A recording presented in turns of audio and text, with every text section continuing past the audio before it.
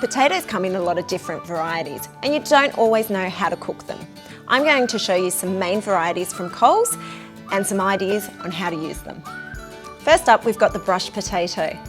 This is an all-round potato. It's still got the dirt on it and it's really good for making fluffy mashed potato. There's a couple of tricks to making the perfect mashed potato. Once you've cooked your potatoes for 15 to 20 minutes and they're really tender, drain them and stand for 5 minutes so any liquid can evaporate and it won't give you a watery mashed potato. So once you've mashed your potato, it's best to add the butter first so that it can melt and be absorbed before any of the other liquids. Here's something you may not know. Hot liquid is much easier to add in than a cold liquid and it'll give you a nice fluffy mash. It's got a mixture of half cream and half milk.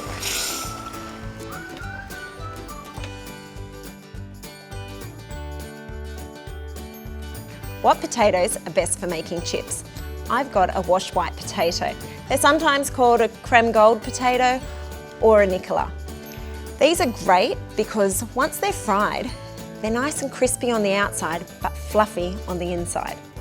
To make the perfect chips, you want to cut even-sized battens in the chips. They're about 1 to 2 centimetres thick.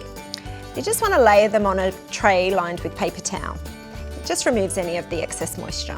So we just pat them dry.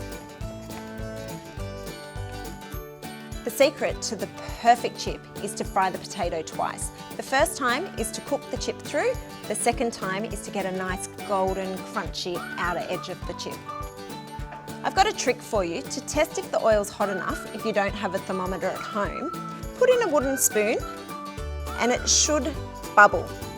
And then you know your oil's at the correct temperature. Otherwise, with the thermometer, it's 180 degrees. So add the chips in batches and they need to cook for about 5 minutes and they should float to the top when they're cooked. Remove them from the oil and place them on a paper towel lined tray. Then add in another batch.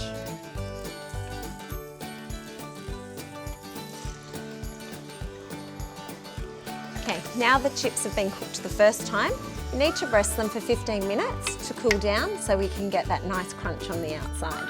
So now we're going to fry them again into the hot oil, same temperature, 180 degrees, to crispen up. So I've added the chips in batches. That's because if you add too many in, you drop the temperature of the oil and it takes too long to cook the chips. Look how golden and delicious they are. And then just sprinkle with some salt. What about baby potatoes?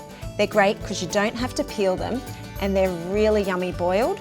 And all you have to do is serve them with some butter and some herbs or make them into a potato salad. My favourite way to serve boiled potatoes is to roast them. I'm going to show you how. Once the potatoes have been boiled, you just place them on a tray and slightly crush them with the palm of your hand.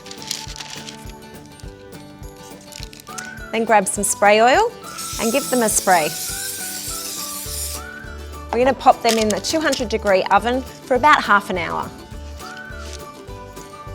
These are the easiest roasted potatoes you'll ever make. Super crunchy and delicious.